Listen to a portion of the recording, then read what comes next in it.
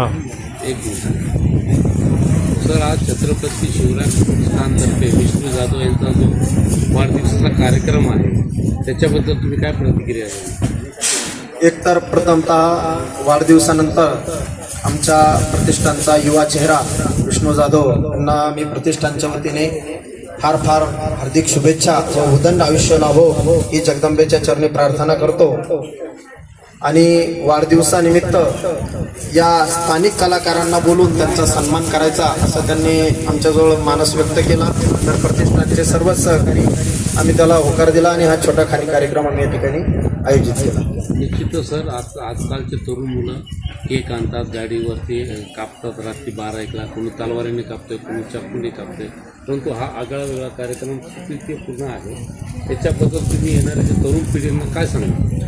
आमचं तर एक नेहमीच सांगणं आहे, प्रतिष्ठान हे त्यासाठी स्थापन झालेलं आहे। छत्रपती संभाजीनगर जालना जिल्ह्याची भीषण परिस्थिती आपण जर युवा पिढीची बघितली तर व्यसनाधीनता, व्यसनाच्या आहारी गेलेली मुलं आणि त्यांच्यात वाढलेला अत्यंत अहंकार, पराकोटीची एकमेकांच्या बद्दल द्वेष भावना, ही परिस्थिती अत्यंत भयावह झालेली आहे।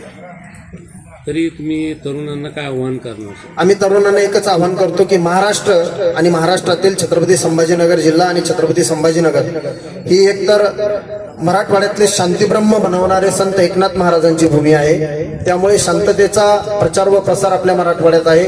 त्यामुळे संयमानं सर्वांनी जगलं पाहिजे, आपलं जीवन व्यतीत केलं पाहिजे। त्याचप्रमाणे छत्रपती शिवाजी महाराजांचे पूर्वज म्हणजे मालोजी राजे असतील, शहाजी राजे असतील, त्यांची सुद्धा ही या ठिकाणी भूमी आहे। म्हणून अन्यायाच्या विरुद्ध सुद्धा लढलं पाहिजे, परंतु कुठल्याही निरपराध लोकांवरती कुठलाही अन्याय होऊ नये हीच आमची या ठिकाणी प्रचार प्रसाराची माहिती किंवा प्रचार प्रसाराचं आमचं कार्य आहे।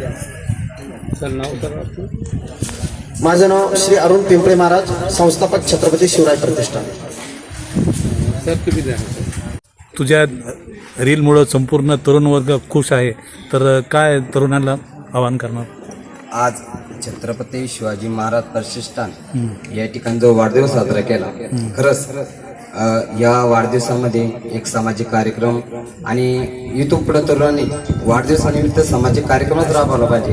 आता तर खरं महाराष्ट्रात आता बिहार झाले, म्हणजे झालंच बिहार, काय राहिलं, गुन्हेगारी क्षेत्र वाढे, तरुणांमध्ये व्यसनाचे प्रमाण वाढे आणि या कार्यक्रमाच्या माध्यमातून, या प्रतिष्ठानच्या माध्यमातून होईल तेवढे गुन्हेगारी क्षेत्र, व्यसन हे कमी होईल असं मी म्हणतो। भावी काळामध्ये आपण व्यसनमुक्तीवर रील तयार करणार का? 100%। शिवराय प्रतिष्ठानचे पदाधिकारी आहेत, आपले पिंपळे महाराज आहेत, अरुण पिंपळे महाराज आहेत, काय कसं वाटतं तुम्हाला एवढे प्रतिष्ठित नागरिक जमलेले आहेत?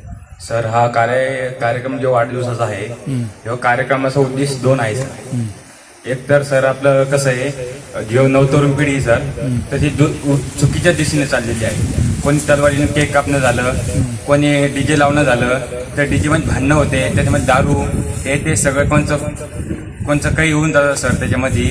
आणि दुसरा विषय हा सर की आपली संस्कृती, की आपण आता वाढदिवसानिमित्त गरीबला दान केलं पाहिजे, तसंच वेगवेगळे कार्यक्रम घेतले पाहिजे, तसेच आपल्या लोकांना पुढं कसं जाता येईल त्याचा प्रयत्न केला पाहिजे। तर आपण हा वाढदिवसाच्या निमित्त कलाकाराला बोलवलेला आहे। काही कलाकार आपल्याला काही कारणास्तव आलेले नाही, तर त्यांनी आपल्याला व्हिडिओ कॉलवरती प्रतिक्रिया दिलेली आहे, त्यांनी आपलं स्वागत वगैरे केलेलं आहे, प्रतिष्ठानचं स्वागत वगैरे केलेलं आहे। आणि हा कार्यक्रम करायचा अर्थ असा आहे की सगळ्यांनी आपल्या लोकांनी एकजूट यावं, कारण की एकजूट येण्यासाठी काहीतरी कारण पाहिजे, त्यासाठी हा वाढदिवस आपण ठेवलेला आहे। छत्रपती शिवराय प्रतिष्ठान यांच्या मार्फत आपले धडाडीचे युवा जिल्हा अध्यक्ष कुमारी विष्णू जाधव यांचा वाढदिवस आज साजरा करत आहे। त्यानिमित्तानं आपण इथे छत्रपती शिवराय प्रतिष्ठानचे संस्थापक श्री अरुण पिंपळे महाराज, तसेच कार्याध्यक्ष दिनेशराव देशमुख, रील स्टार रमेशराव हे पण इथे हजर झालेले आहेत। तसेच गायक अजय पाटील साहेब हे पण इथं उपस्थित आहेत। आणि इथे जमलेले छत्रपती शिवराय प्रतिष्ठानचे जे सदस्य, सहकारी आणि धडाडीचे कार्यकर्ते इथे बऱ्यापैकी म्हणजे उपस्थित आहेत.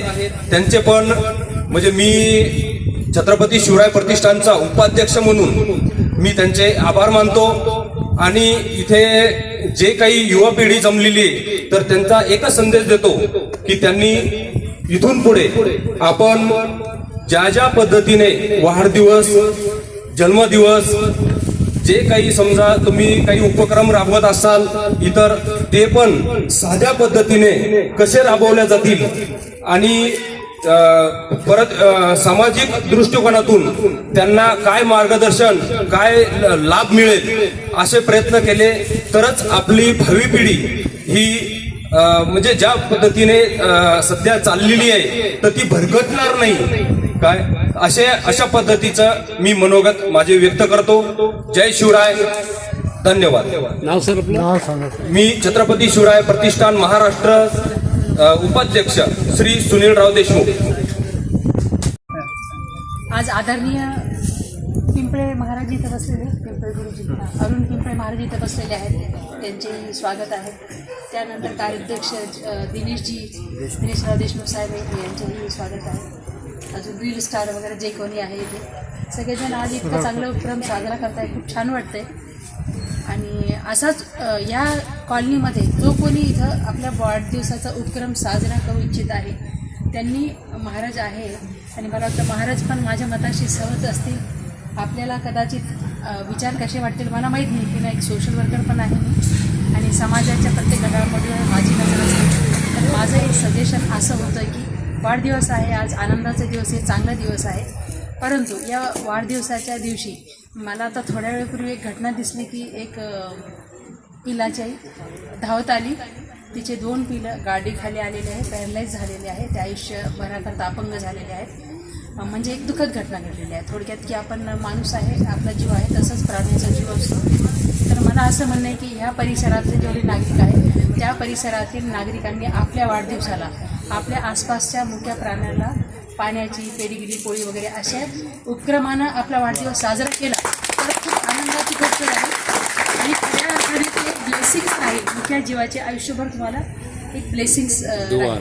लोक अनाथ आश्रमामध्ये जातात, वृद्धाश्रमामध्ये जातात आणि काही लोक असे आहेत जे आपले नाव सांगू इच्छित नाही पण मला माहिती आहे ते लोक आपल्या वाढदिवसाला मुक्या प्राण्याकरता वगैरे आणि आपल्याकडे ऑलरेडी आहे मुख्य प्राणी तर त्यांची सेवा, त्यांचे औषधोपचार वगैरे मध्ये जर आपल्या बड्डेचा आपण खर्च केला तर मला वाटतं खूप मोठे आशीर्वाद मिळतात आयुष्यभराकरता आणि हे आशीर्वाद डायरेक्ट परमेश्वराकडे जातात. निरंकार आपले नाव वेगवेगळे आहेत, आपण परमेश्वराला वेगवेगळ्या नावाने पुकारतो, परंतु हे मुक्या जीवाची सेवा सगळ्यात मोठी सेवा आहे.